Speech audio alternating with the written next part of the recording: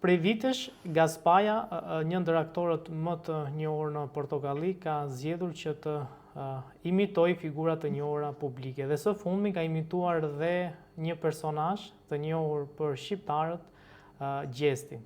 Për të folur për këtë kam vetë autorin e kësaj pune, Gaspajan. Gas, shumë faleminderit për këtë intervistë.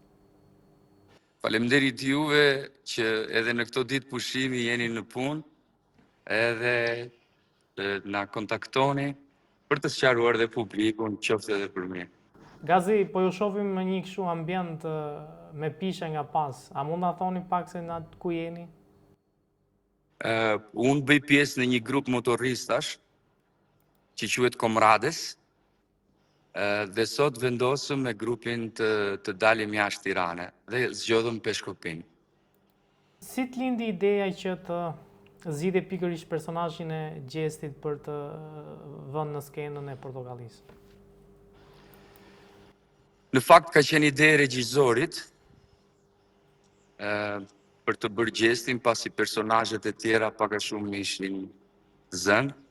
Me qef kisha laertin se ishte dhe afër meje në aspektin jugor, por pranova sfidën që të bëj Gjestin, edhe pse me gjuhën çaloj pak, por aktrimi është edhe. Ne hiperbolizojmë në formën më të mirë të mundshme, për spektaklin më të dashur Big Brother dhe Portokalli gjithashtu. Gazi, a ke pasur feedback nga ndjekësit, nga fansat për imitimin e Gjestit? Patjetër, në mazhorancë e duan, po ka dhe nga ata që nuk u pëlqen, kryesisht shqiptarët e Kosovës.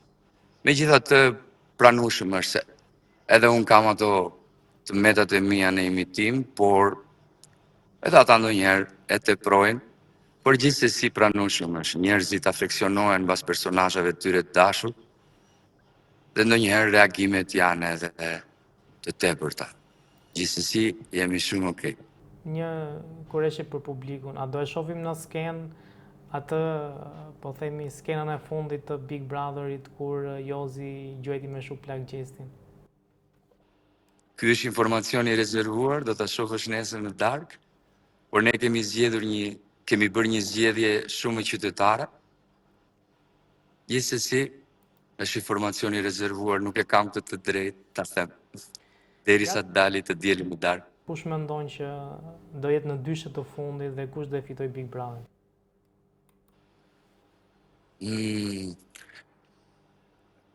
Blo e fort është, me thënë të drejtën, por unë kam tendencën të jem afër kolegëve të mi artist, si Laerti dhe Rozi, megjithatë, shumë sinqerisht fitoft më i miri.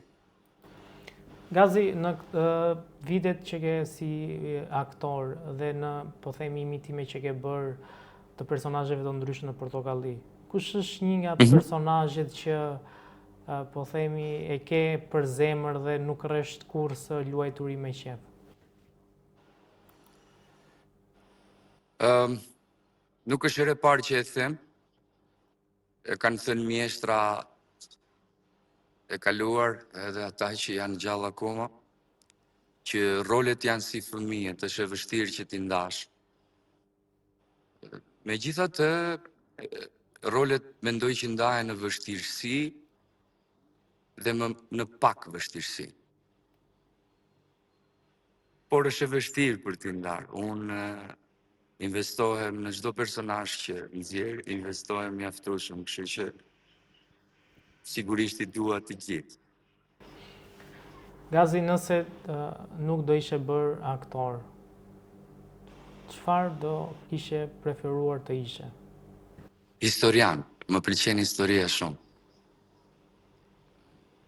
Kam lexuar që shpejt dhe vazhdoj të updatetohem me historinë. Më pëlqen historia.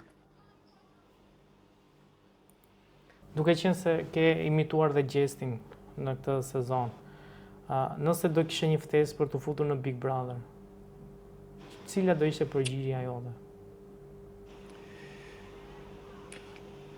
Unë kam pas ftesë për në Big Brother, e vlerësoj shumë si format, por jam shumë i angazhuar me projekte, kështu që për momentin jam i fokusuar në projektet që kam dhe nuk e kam në planet e mira.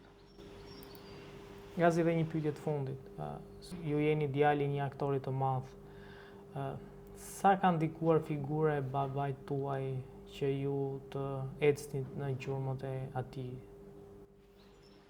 Sigurisht që ka ndikuar, ajo ndikon akoma për mirë, e kam një shkollë në vete babajn akoma, është i pari që më merr të dielave mbas spektaklit për të më dhënë këshillat apo vërejtjet e veta. Por gjithsesi, gjatë rrugës së formimit ka pasur edhe vështirësitë e veta pasi ti je djali i një artisti të njohur dhe të duash ta ndjekësh rrugën, është përgjegjësi e dyfisht për vete edhe për ata. Kështu që aq sa e lehtë ka qenë edhe e vështirë. Gazi, shumë faleminderit për mundësinë që na dha për t'ju intervistuar. Faleminderit ju, jeni një format shumë serioz edhe ju respektoj. Faleminderit shumë.